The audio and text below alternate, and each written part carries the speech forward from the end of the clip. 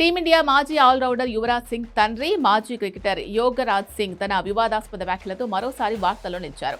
క్రికెటర్ల రిటైర్మెంట్కు భార్య పిల్లలే ప్రధాన కారణమని అభిప్రాయపడ్డారు.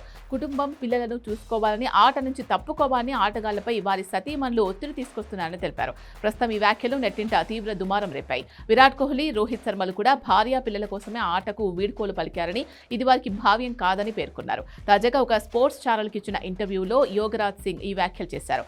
వయస్సుకు ఆటకు సంబంధం లేదని నొక్కి చెప్పారు. ఒక అథ్లెట్ అద్భుతమైన భవిష్యత్తును మహిళలు దెబ్బతీయొద్దని సూచించారు.